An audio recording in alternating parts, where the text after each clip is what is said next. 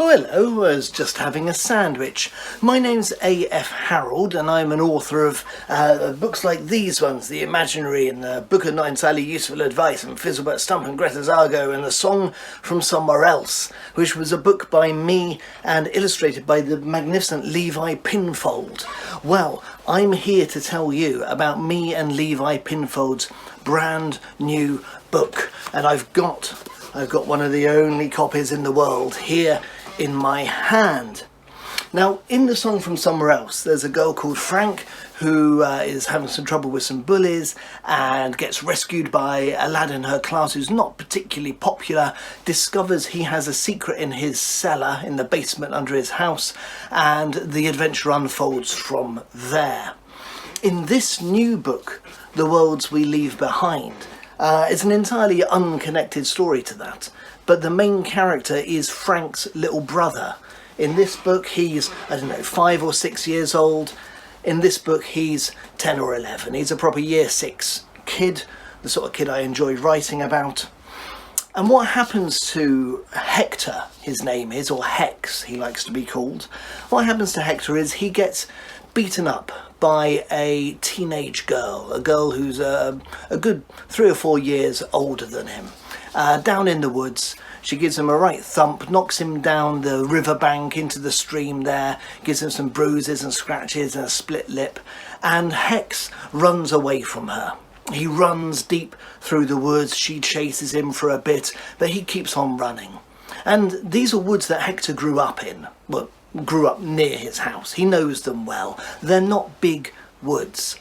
But Hector runs, and he reaches a bit of woods that he's never found before. He should, by any rights, have come out into the farmer's fields by now, but he's still in woods, and they're getting deeper, and the forest is becoming more foresty. And he's kind of, well, this is a bit weird. And he reaches a clearing in this forest that he knows shouldn't be there. And in that clearing, there's a cottage that he knows shouldn't be there either. And in the cottage, there's a woman and her dog, and this lady is called Mrs. and the dog is called Leafy, and she takes Hex in and she puts some salve on his bruises and mops his split lip and sits him down and gives him a drink, and he gets his breath back while talking to Mrs. and she looks after him there, and she says to him, Hector, what's happened to you isn't fair.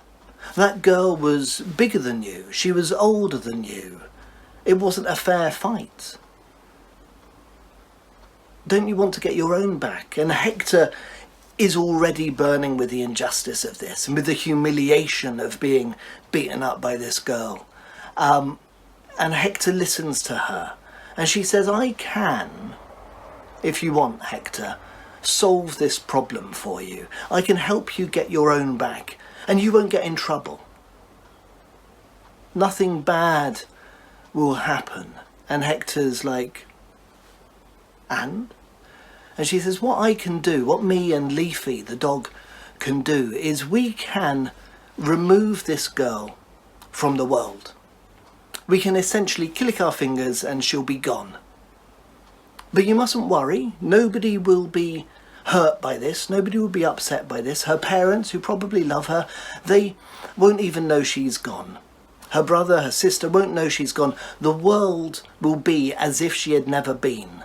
So backwards in time, forwards in time, the world will heal around this gap where the girl was. Other things will happen to fill the things that she did. You and I, as readers, we're familiar with the idea of different timelines and think of this as changing the timeline to one where the girl never existed. The only thing is, she says, you will remember. Out of the entire world, you will be the only one who ever knew that she existed, who knew that there was another world once with her in it.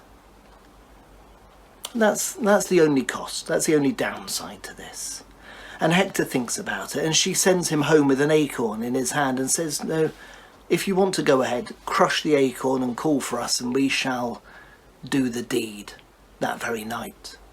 And the story revolves around whether you would do this. What is getting your own back? What is getting justice worth to you? How far does a feud go before it destroys us all? The eye for the eye, the tooth for the tooth. Is there a better way of solving these injustices in our hearts? And I'm not going to tell you whether Hector squashes that acorn. I'm not going to tell you what the world is like the next day. But I hope that you might give this book a go, The Worlds We Leave Behind. I wrote this story, but Levi Pinfold has so marvellously brought it to life with his really atmospheric brooding. Oh look, there's a cottage in the woods there. His atmospheric brooding black and white illustration, for which he won the Amnesty Award in the Kate Greenaway Award for our previous book. So that is The Worlds We Leave Behind, coming out August this year by me, A F Harrold, my good friend Levi Pinfold from the beautiful people at Bloomsbury Books. Thank you so much for listening, and I hope it's tickled some intrigue buds in your brains. Thank you very much. Thank you.